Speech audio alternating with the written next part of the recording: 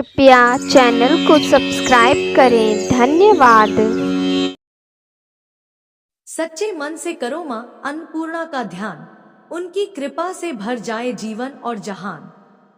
भूख प्यास का ना रहे कोई सवाल, मिट जाए सब दुख जंजाल। हे माता अन्नपूर्णा, आप हम सभी भक्तों पर अपनी कृपा बनाए रखना, सभी के घर में अन्न धन के भंडार भरना। मित्रों, माता अन्नपूर्णा को भोजन और पोषण की देवी माना गया है। ये देवी भगवान शिव की शक्ति और सौंदर्य का प्रतीक है। इनका नाम अन्नपूर्णा इस बात का संकेत है कि वे अन्न यानी कि भोजन की अधिष्ठात्री देवी हैं।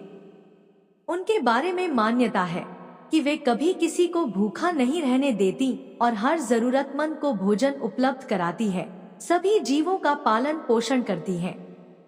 मां अन्नपूर्णा माता का महाव्रत मार्गशीर्ष मास के कृष्ण पक्ष की पंचमी से प्रारंभ होता है और मार्गशीर्ष मास के शुक्ल की षष्ठी को समाप्त होता है। यह उत्तमोत्तम व्रत 17 दिनों का होता है, पर कई भक्त 21 दिन तक भी इस व्रत का पालन करते हैं। तो चलिए मित्रों, सुनते हैं मां अन्नपूर्णा माता के महाव्रत की बहुत ही सुंदर कथा। एक समय की बात है, काशी नगरी में धनंजय नाम का एक व्यक्ति निवास करता था। वह विश्वनाथ शंकर जी का बहुत बड़ा भक्त था। धनंजय की पत्नी का नाम सुलक्षणा था, जो एक पति परायण स्त्री थी। धनंजय को अन्य सब सुख प्राप्त थे, जैसे उसे अच्छी पत्नी और अच्छा कुल प्राप्त था। केवल निर्धनता ही उसके दुख का एकमात्र कारण थी और यह दुख उसे हर समय सताता रहता था। एक दिन सुलक्षणा अपने पति से बोली, स्वामी, आप कुछ उद्यम करो तो हमारा घर चले, इस प्रकार कब तक काम चलेगा? सुलक्षणा की बात धनंजय के मन में बैठ गई और वह उसी दिन विश्वनाथ शंकर जी को प्रसन्न करने के लिए मंदिर में जाकर बैठ गया और कहने लगा, हे देवाधिदेव महादेव, मुझे पूजा पाठ कुछ आता नहीं है, मैं केवल आपके भरोसे बैठा हूँ। इतनी विनती करके वह 2-3 दिन तक भूखा प्यासा बैठा रहा। यह देखकर भगवान शंकर ने उसके कान में अन्नपूर्णा अन्नपूर्णा अन्नपूर्णा इस प्रकार 3 बार कहा। धनंजय सोचने लगा यह कौन था और क्या कह गया। इसी सोच में धनंजय पड़ गया कि मंदिर में आते ब्राह्मणों को देखकर पूछने लगा, पंडित जी, अन्नपूर्णा कौन है? ब्राह्मणों ने कहा, तू कितने दिनों से अन्न छोड़कर बैठा है, सो तुझे अन्न की ही बात सूझती है।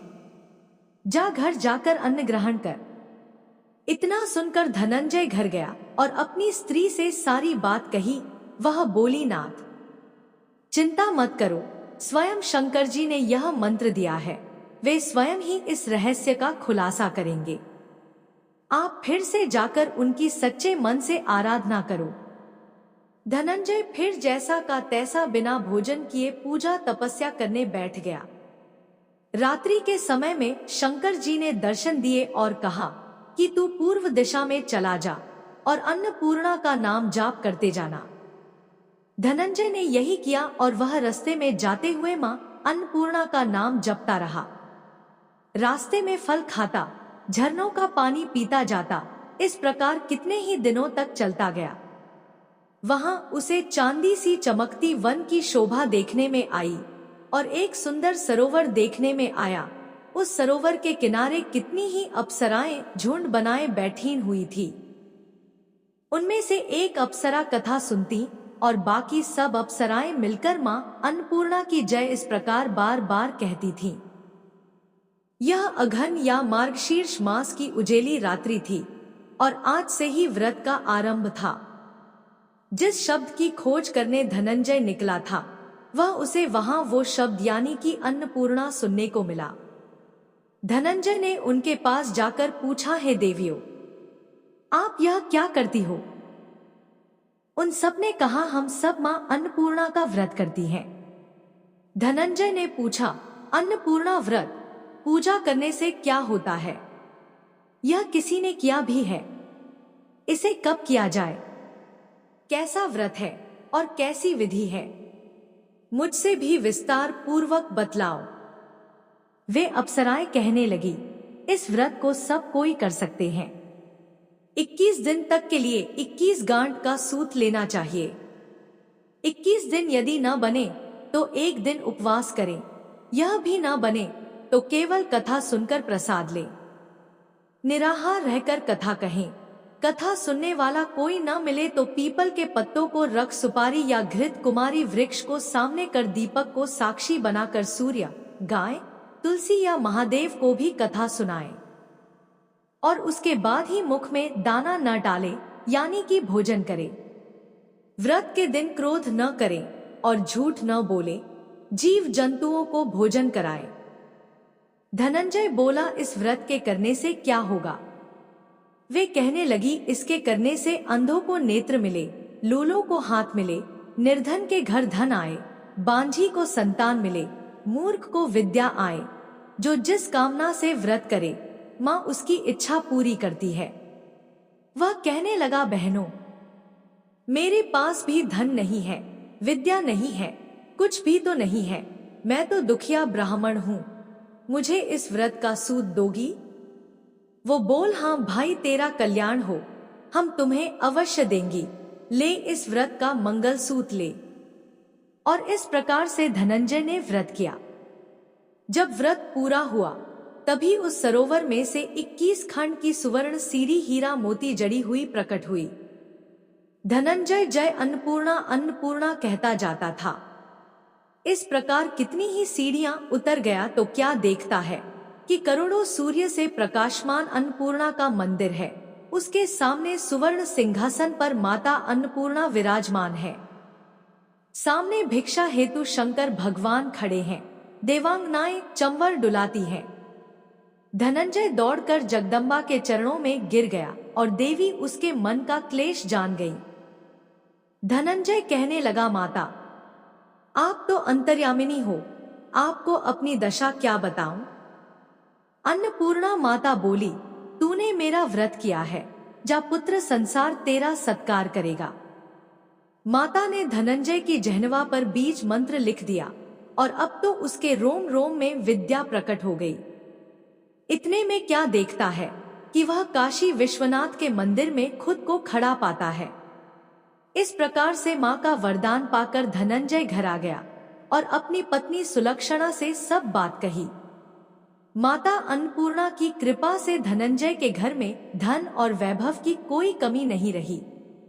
उसका छोटा सा घर बड़े महल जैसा लगने लगा और उसकी समृद्धि को देखकर सभी रिश्तेदार और पड़ोसी उनके घर आने लगे, मानो शहद के छत्ते में मक्खियां जमा होती हैं। हर कोई यह कहने लगा कि धन और संपत्ति का आनंद तो तभी संभव है जब घर में संतान हो, इसलिए उन्हें दूसरा विवाह करना चाहिए। इस पर धनंजय ने अनिच्छा होते हुए भी अपनी पत्नी सुलक्षणा के दुख को समझते हुए दूसरा विवाह कर लिया। सुलक्षणा ने सौतेली पत्नी का दुख सहते हुए भी अपनी धैर्य और समर्पण का परिचय दिया। एक बार फिर अघन मास आया और सुलक्षणा ने धनंजय से कहा कि हमारे घर की खुशहाली और समृद्धि का कारण यह व्रत ही है, इसलिए इसे जारी रखना जरूरी है। सुलक्षणा की बात सुनकर धनंजय ने अपने पुराने व्रत को फिर से शुरू किया और व्रत करने के लिए उसी स्थान पर बैठ गया। लेकिन नई बहू को इस व्रत की जानकारी नहीं थी और वह धनंजय की पूजा के लिए वापसी का इंतजार कर रही थी। जैसे जैसे दिन बीतते गए, व्रत समाप्त होने में केवल 3 दिन बाकी रह गए, तभी नई बहू को यह बात पता चली। उसके मन में ईर्ष्या और क्रोध की ज्वाला भड़क उठी और वह तुरंत सुलक्षणा के घर पहुंच गई और वहां शोरगुल मचा दिया, जिससे सबका ध्यान खींचा। वह धनंजय को अपने साथ ले गई और उनके आराम के लिए सुंदर शयन कक्ष सजाया। नए घर में धनंजय को थकावट के कारण थोड़ी देर के लिए गहरी निद्रा आ गई। इसी समय नई बहू ने उनकी व्रत की सूत की माला को देख लिया और जलन के कारण उसे तोड़कर आग में फेंक दिया। माला के जलते ही मां अन्नपूर्णा का कोप प्रकट हुआ और घर में अचानक आग लग गई। सब कुछ जलकर खाक हो गया। घर का वैभव, धन और सुख सब समाप्त हो गया। सुलक्षणा ने यह समझ लिया कि यह सब माता के कोप के कारण हुआ है और तुरंत धनंजय को अपने घर ले आई। दूसरी ओर नई बहू इस घटना से रुष्ट होकर अपने पिता के घर लौट गई। पति को परमेश्वर मानने वाली सुलक्षणा ने धनंजय को सांत्वना दी और विश्वास दिलाया कि माता अन्नपूर्णा की कृपा अपरंपार है। उसने कहा, नाथ, चिंता मत करो, माता जी के आशीर्वाद से सब कुछ संभव है। जैसे एक पुत्र कुपुत्र हो सकता है, परंतु एक माता कभी कुमाता नहीं हो सकती। उनकी कृपा से ही हमारी दशा सुधरेगी। सुलक्षणा के शब्दों से प्रेरित होकर धनंजय ने अपनी श्रद्धा और भक्ति से माता की आराधना फिर से प्रारंभ की। धनंजय ने निश्चय किया कि वह माता के आशीर्वाद के लिए पूरी ईमानदारी से उनका व्रत करेगा। जैसे ही उसने अपनी तपस्या और ध्यान की ओर कदम बढ़ाया, वही स्वर्ण सीढ़ी फिर से प्रकट हुई, जो उसे उस रहस्यमय सरोवर तक ले गई। वह सीढ़ी चढ़कर सरोवर के किनारे पहुंचा और माता अन्नपूर्णा के चरणों में गिरकर रोते हुए अपनी सारी व्यथा व्यक्त करने लगा।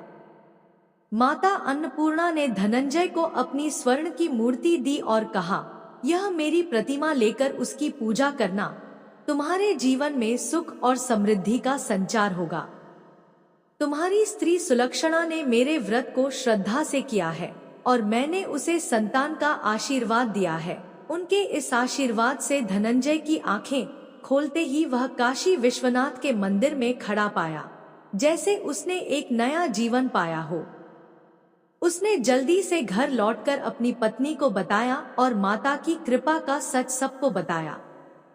कुछ ही दिनों में, जैसे माता ने कहा था, सुलक्षणा ने एक सुंदर पुत्र को जन्म दिया। पूरा गांव इस चमत्कारी घटना से हतप्रभ रह गया और हर कोई यह बात चर्चा में लाने लगा कि धनंजय और सुलक्षणा की कठिनाइयों का अंत कैसे हुआ और कैसे माता अन्नपूर्णा की कृपा से उनके घर में खुशहाली आई। इस प्रकार उसी गांव के निसंतान सेठ के पुत्र होने पर उसने माता अन्नपूर्णा का मंदिर बनवा दिया। उसमें माता जी धूमधाम से पधारी, यज्ञ किया और धनंजय को मंदिर के आचार्य का पद दे दिया। जीविका के लिए मंदिर की दक्षिणा और रहने के लिए बड़ा सुंदर सा भवन दिया।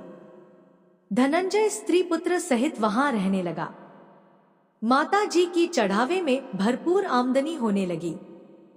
उधर नई बहू के पिता के घर डाका पड़ा, सब लुट गया। वे भीख मांगकर पेट भरने लगे। सुलक्षणा ने यह सुना कि नई बहू के घर पर बुरा समय आया है और वह अपनी परेशानियों से गुजर रही है, तो उसने उन्हें अपने घर बुलाकर उन्हें सम्मानपूर्वक रखा और उनके लिए पर्याप्त अन्न, वस्त्र और अन्य आवश्यकताओं का प्रबंध किया। धनंजय, सुलक्षणा और उनके पुत्र ने माता अन्नपूर्णा की कृपा से एक सुखमय और समृद्ध जीवन बिताया। जैसे माता ने उनके भंडार भरे, वैसे ही उन्होंने अपने घर में आने वाले हर जरूरतमंद की मदद की, जिससे सबके घरों में खुशहाली और संपन्नता का संचार हुआ। कथा समाप्त हुई। बोलिए मित्रों, जय मां अन्नपूर्णा की, जय मां पार्वती, जय बाबा भोलेनाथ।